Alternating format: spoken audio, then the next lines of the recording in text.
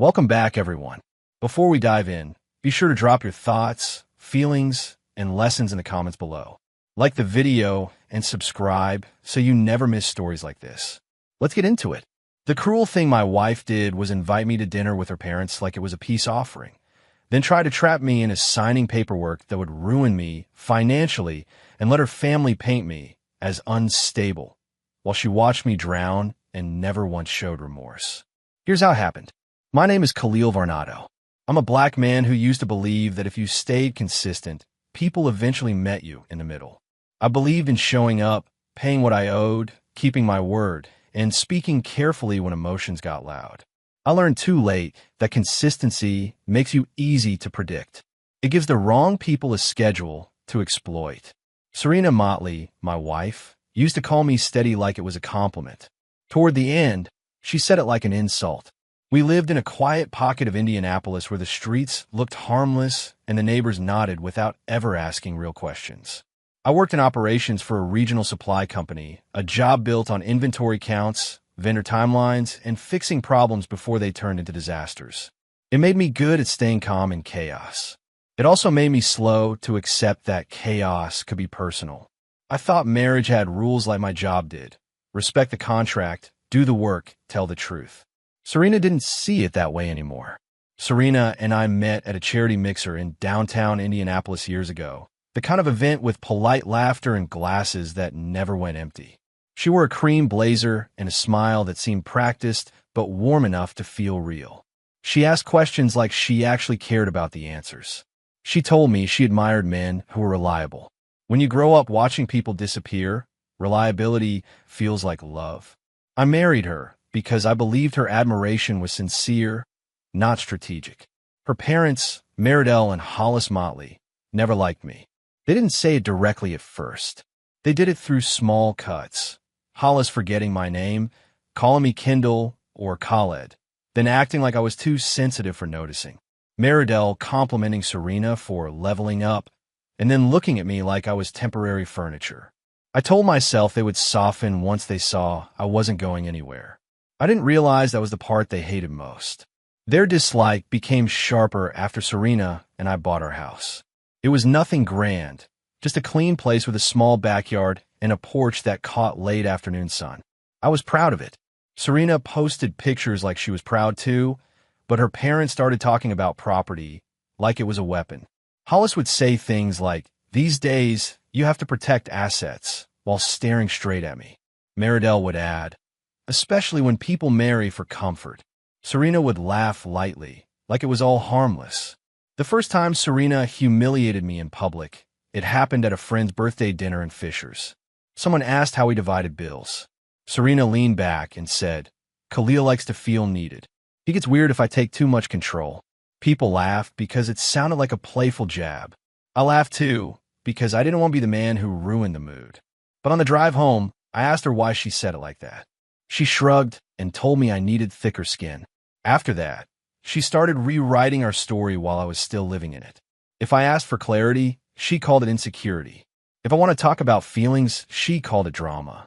If I pointed out something that didn't add up, she told me I was imagining things. It wasn't screaming or obvious cruelty.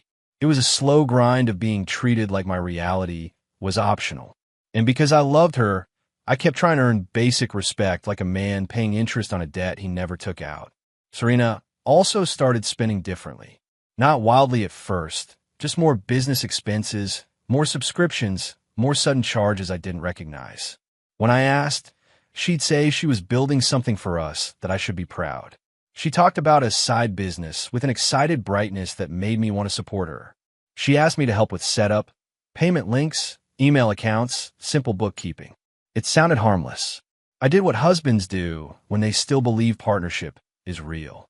I helped. I didn't know her brother Tavian was involved. Tavian was the kind of man who always had a new plan, always spoke in half-finished sentences like the details were too advanced for anyone else. He drifted between jobs and blamed every employer for not appreciating his value. When Serena talked about her business, Tavian started showing up more. He'd sit at our kitchen counter and grin at Serena like they shared a private joke.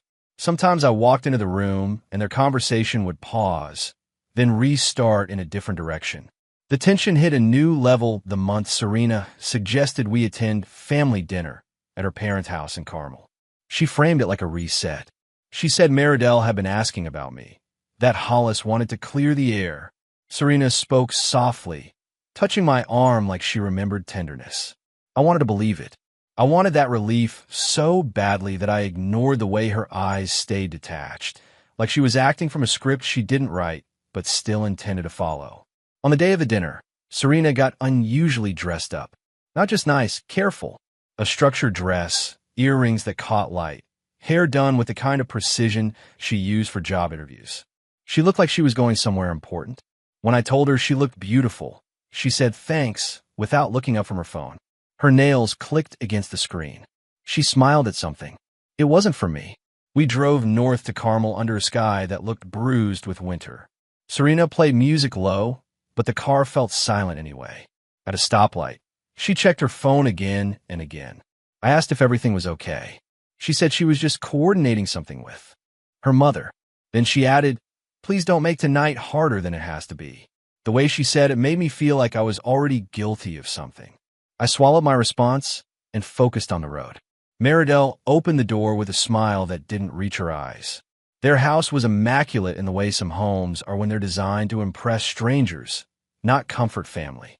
Everything smelled like lemon cleaner and expensive candles.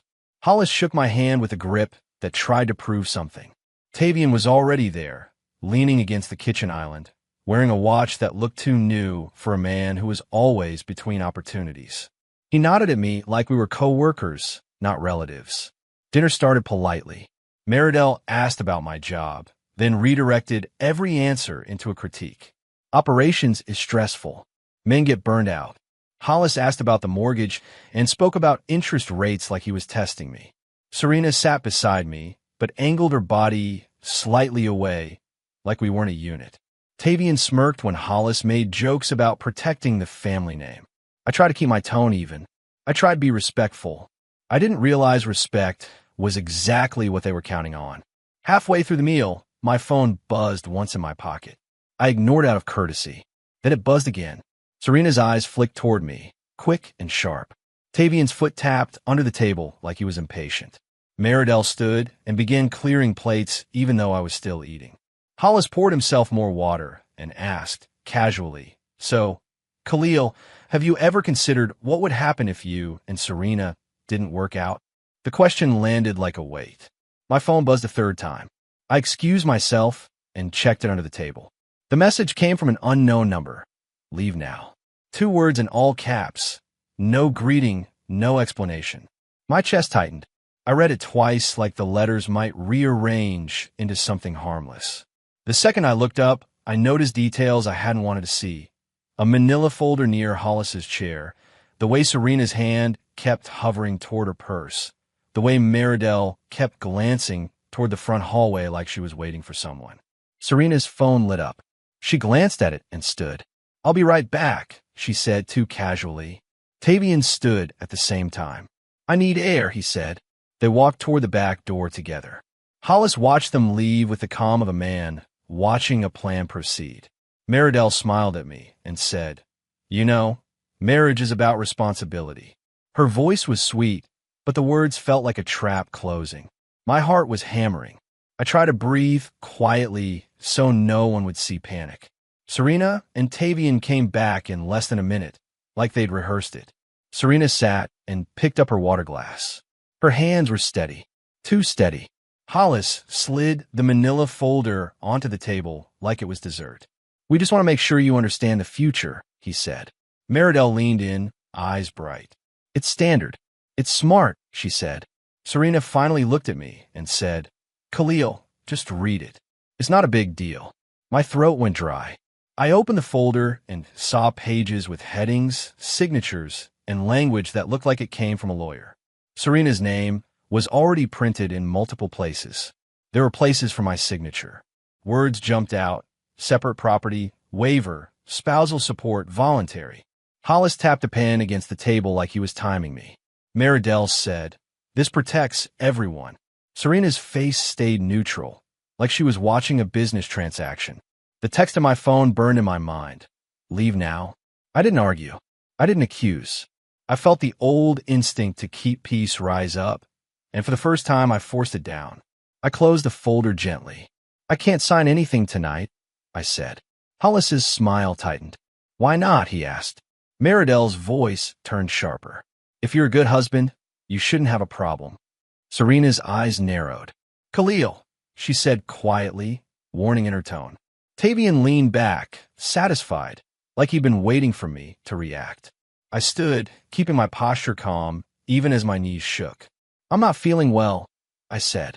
Thank you for dinner. Meridell's smile returned in a flash, false and fast. Oh, don't be dramatic, she said. Hollis's gaze stayed fixed on me cold. Serena didn't stand with me. She didn't ask if I was okay. She didn't follow me to the door. She just watched, eyes flat, as if I was walking out of a store without buying anything. That lack of concern cut deeper than the folder. Outside, the air hit my face like a slap. I walked to my car as steadily as I could, aware that Tavian might follow, aware that they might laugh once the door closed behind me. My hands trembled so badly I dropped my keys once. When I got into the car, I locked the doors instantly like a reflex. I sat there breathing hard, staring at the warm light in their windows. I pictured them inside, calm, irritated, already deciding what story they would tell about my behavior. I called the number that texted me. It went a voicemail. I texted back. Who is this? My stomach churned. I drove down the street and parked at a gas station with bright lights and security cameras. My head was spinning with questions. Why would a stranger warn me? Who knew what was coming? Why did Serena look so prepared, so detached? I tried to call Serena. It rang and rang. She didn't pick up. Then my call went to voicemail. A few minutes later, I received a text from her. Stop acting like a victim. That message hit me harder than anything her parents said. It wasn't anger. It was contempt. It confirmed what I'd been afraid to admit. Serena was not confused. She was not pressured. She was not trapped by her parents. She was part of the trap. My eyes stung, but I refused to cry in my car like a man begging the world to be kind. I stared at the steering wheel and told myself one thing. I was done being predictable. Done being the steady man everyone assumed would cooperate. I checked our shared bank app. The password didn't work. I tried again. Nothing. I clicked forgot password. The recovery email wasn't mine. My throat tightened so hard it hurt. I opened my credit monitoring app and noticed a new inquiry I didn't recognize. My body went cold. Serena hadn't just planned a dinner trap. She had been laying groundwork for months. The humiliation I felt turned into something sharper. Focus. I drove to a quiet hotel in downtown Indianapolis and paid for 2 nights with a card in my name only. In the hotel room, under the bright bathroom light, I looked at my own face like I was meeting myself again. I looked tired, older than I should. I thought about all the times I'd swallowed discomfort to keep peace. All the moments I trusted Serena, because trusting your wife is what you're supposed to do. Then I remembered how her eyes didn't soften when I stood to leave. That image hardened something inside me. I sat on the bed, opened my laptop, and started documenting everything I could access without her passwords. The next morning, I went to my bank in person as soon as they opened. I brought my ID, my pay stubs, and that quiet determination that comes from being cornered. A banker helped me verify my individual accounts and freeze what I could. They flagged unusual transfers from a joint account, but because Serena was an owner, the bank couldn't simply hand control to me. Still, they could document concerns. They could advise steps. I froze my credit, placed fraud alerts, and requested records. It wasn't revenge. It was survival. Serena finally called around noon. Her voice was smooth, almost bored. Where did you go? She asked. I told her I was safe and that I wasn't signing anything without counsel. She laughed once, short and dry. Counsel, she repeated, like I was pretending to be important. Khalil, you're making this ugly. I told her it was already ugly. I asked her directly what the folder was. She didn't deny it. She said, it's what smart people do when someone can't be trusted. Then she hung up. I didn't call her back. I sat in that hotel room with the ache spreading through my chest and let myself acknowledge the truth. My marriage had become a negotiation where I was the only one still emotionally invested. When someone calls you untrustworthy while draining your resources, they're not afraid of your betrayal. They're afraid you'll notice theirs. That afternoon, I called a lawyer a coworker once mentioned, an older black woman named Tiffany Banks, known for being calm and unmovable. Her assistant gave me a next-day appointment. I met Tiffany in a modest office in Broad Ripple, not flashy, not designed to impress. She listened without interrupting, taking notes with a pen that moved steadily. I explained the dinner, the folder, the text, the locked accounts, Serena's contempt. Tiffany asked careful questions. Then she said, "You did the most important thing already. You didn't sign." She told me to stop communicating with Serena unless necessary and to do it in writing when possible. She also told me something that changed how I saw everything. This wasn't emotional. It was planned. Tiffany explained how families use pressure, social settings, stage concern, sudden paperwork, to make someone comply. She told me to request the full document Serena intended to present, and not through Serena, through attorneys. She also advised me to prepare for smear tactics, claims that I was controlling, unstable, financially reckless. Tiffany looked at me and said, "People like this don't need truth. They need a story. We're going to bring receipts." That word, receipts, felt like the first breath of air after months underwater. When Serena served me divorce papers 2 weeks later, she did it through a process server at my workplace. She didn't call. She didn't warn me. She let a stranger hand me an envelope in front of coworkers, like she wanted humiliation to be part of the experience. The filing claimed I was financially irresponsible and emotionally volatile. It requested control over certain assets and implied I might need to be supervised for decision-making. My stomach twisted as I read it. Serena had tried to turn my steadiness into a weakness and now wanted the court to see me as a threat. Hollis and Meridell submitted statements too, like they had been waiting their whole lives to testify against me. Their language was polished, confident. They described me as unpredictable, resentful, and fixated on control. Tavian's name appeared as a potential witness, which made my skin crawl. Serena still didn't contact me directly except for one text. "I hope you don't embarrass yourself in court." There was no sadness, no reflection, just the cold belief that she had already won because she had support and I had silence. Tiffany didn't flinch. She requested financial discovery immediately, bank statements, transaction records, business documentation, communications related to any accounts. Serena's attorney responded with delays and partial information, like they assumed we would get tired. Tiffany didn't get tired. She treated their resistance like confirmation. Meanwhile, I searched for my own records. I remembered helping Serena set up her side business, emails, payment links, bookkeeping.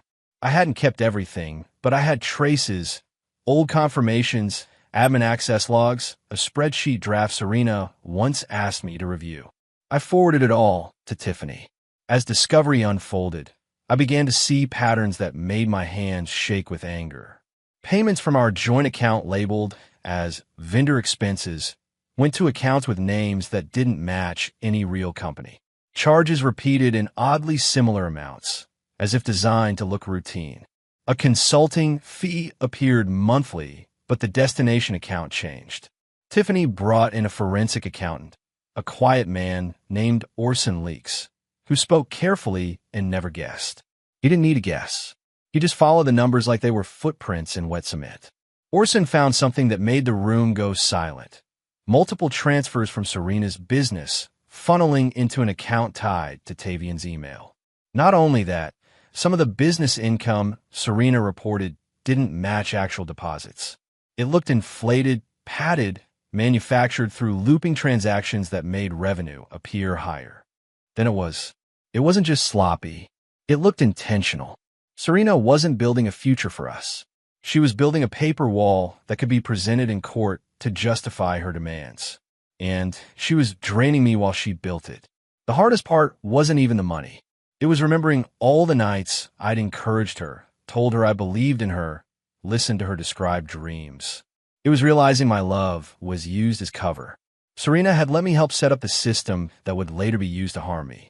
When I read her messages from that period, "Thank you, babe," You're the best. We're a team. I felt sick. Those words weren't affection. They were camouflage. They were the soft blanket she used to hide the knife. Serena, meanwhile, played her role without cracks. In mediation, she sat with perfect posture and a bored expression, like my pain was an inconvenience. When her attorney spoke about fairness, Serena nodded at the right times. When I spoke, she looked away. She never once apologized. She never once acknowledged what she did at that dinner. Her parents came to one meeting and sat behind her like silent judges. Hollis stared at me with satisfaction, and Meridel kept a faint smile, like watching someone lose was a form of entertainment. Tiffany advised me to stay calm, to let the facts do the damage.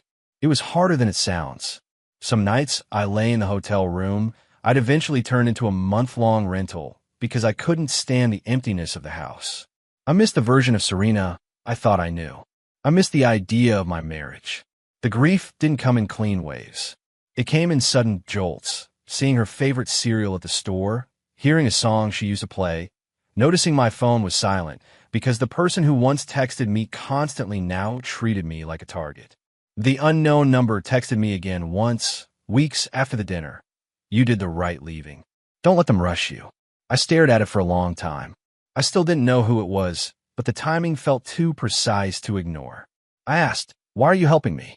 The response came an hour later, "Because you were kind once." And she's not kind. That was it. No explanation. I sat on the edge of my bed and felt tears come without permission, not from weakness, but from the strange relief of being seen by someone who expected nothing in return. The legal process dragged, but the financial evidence grew stronger.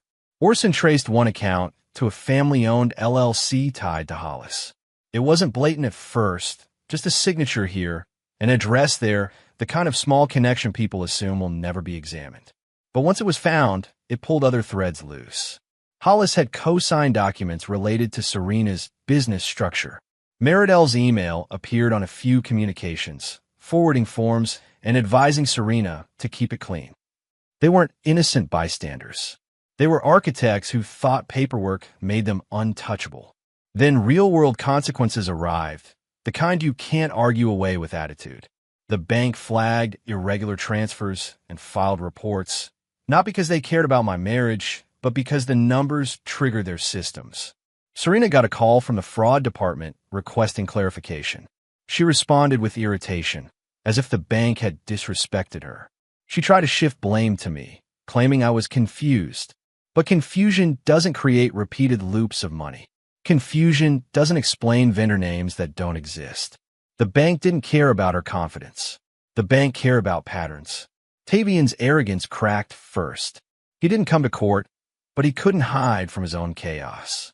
His landlord terminated his lease after income verification failed and late payment stacked. He started calling Serena, demanding help. Serena refused, not out of principle, but out of rage that her plan was under pressure. Hollis tried to shield Tavian through the LLC, but that only exposed them further. When investigators requested records related to the LLC, Hollis looked like a man realizing his signature wasn't just ink. It was a liability. Serena didn't show remorse, even as things tightened around her. She didn't reach out to ask how I was holding up. She didn't offer a compromise. Instead, she doubled down. She told mutual acquaintances that I was punishing her by refusing to sign. She implied I was controlling because I wanted transparency. She said I couldn't handle a strong woman. It would have been funny if it hadn't been my life. The more she lied, the more I understood that she needed to believe her own story to justify what she did. In court, Serena presented herself as composed and wronged. Tiffany presented documents. When Tiffany introduced evidence of inflated business revenue and suspicious transfers, Serena's expression barely changed. She didn't look ashamed. She looked annoyed, like someone had interrupted her schedule. Her attorney tried to argue that the finances were complex. Orson testified with calm precision, explaining the loops, the inconsistencies, the destination accounts. The judge didn't react dramatically. He didn't need to. He just listened, took notes, and asked clear questions that made Serena's narrative wobble. The judge also asked about the dinner folder. Tiffany submitted the paperwork they tried to pressure me to sign, which Serena's side had tried to pretend never existed. Hollis stiffened in the courtroom. Meridell kept her chin lifted like she was still at her dining table. Serena stared straight ahead. Tiffany asked Serena if she had attempted to get me to sign the documents without counsel. Serena answered like it was normal. I thought it would simplify things. Tiffany asked if Serena believed simplification required ambushing me. Serena said he overreacted. No remorse. No softness. Just the belief that my consent was optional. When the court ordered a deeper look into the finances, Serena's world changed quietly but sharply.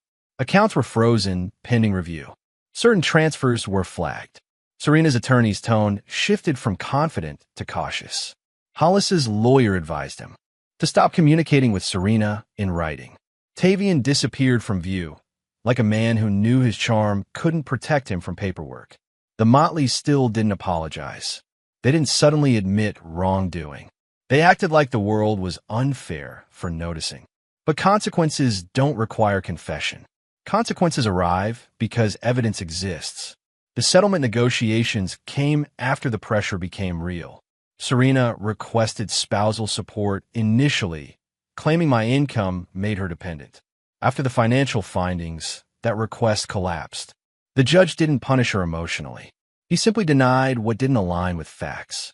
The property division shifted to protect me from further manipulation. I didn't win everything. Realistic outcomes don't look like movie endings.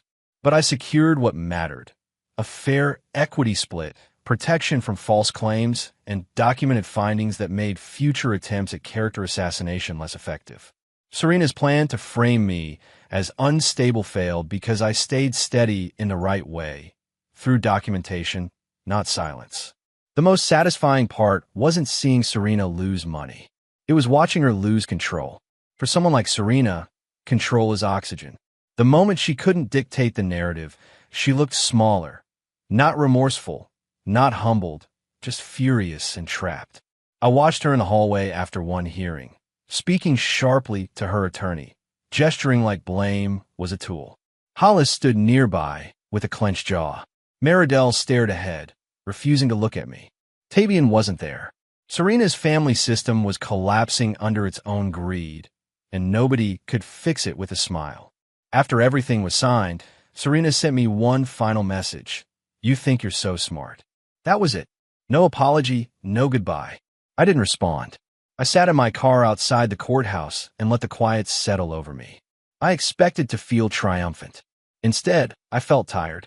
I felt like a man who had carried a heavy box for too long and finally set it down, only to realize his arms were shaking from strain. Winning doesn't erase what it cost. It just stops the bleeding from continuing. I moved to Pittsburgh a month later. I chose it because it was far enough to feel like a new chapter, but close enough to keep my job transfer manageable. I rented a modest apartment with clean lines and good light. I bought furniture slowly, deliberately, refusing to recreate a life built on someone else's approval. I didn't post anything about it. I didn't announce healing. I just lived quietly, like a man learning how to breathe, without checking if someone else approved of his lungs.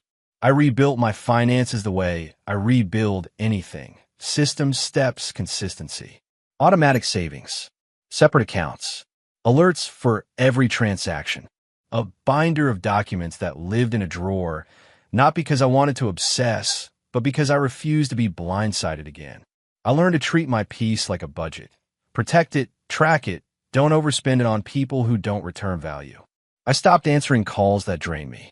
I stopped explaining myself to anyone committed to misunderstanding. That change was private. No one applauded, but it held. Some nights, grief still came. I'd be washing dishes and suddenly remember Serena's laughter from early days, and it would hit like a bruise you forgot existed.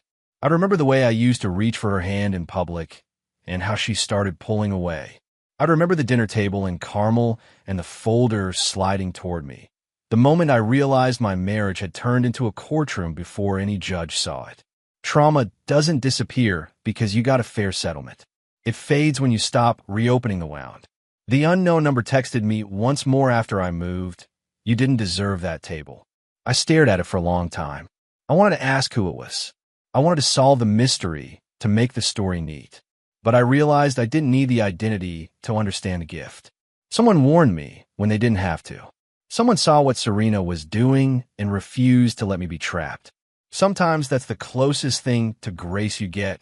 Quiet help from a person who doesn't need credit. Months passed, and I heard updates through the soft network of people who couldn't resist gossip. Serena's credit was damaged. The bank investigation didn't become a headline, but it became a problem.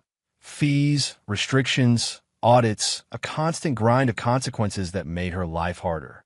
Hollis's LLC faced reviews that cost time and money. Tavian bounced between couches, always blaming someone else. None of them apologized. None of them expressed remorse.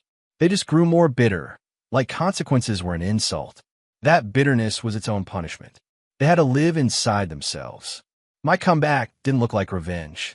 It looked like a quiet, successful life that no one could sabotage because I stopped giving them access. I started waking up early again, not from anxiety, but from routine. I cooked meals in my own kitchen without feeling watched. I walked through parks in Pittsburgh and felt my shoulders loosen. I reconnected with an old friend, not to vent endlessly, but to laugh. I took a weekend trip to Cleveland just to sit by the lake and remind myself the world was bigger than one woman's betrayal. One evening, I sat at my desk reviewing my budget, and I realized something strange. I wasn't scared anymore. For a long time, Serena had made me feel like stability depended on her mood, her approval, her family's judgment. Now, my stability depended on my choices. That was the personal transformation no one could photograph. I had learned to trust myself again. I had learned that kindness without boundaries is a liability. I had learned that love should never require you to surrender your reality so someone else can rewrite it. Sometimes people ask what happened between me and Serena. I keep it simple.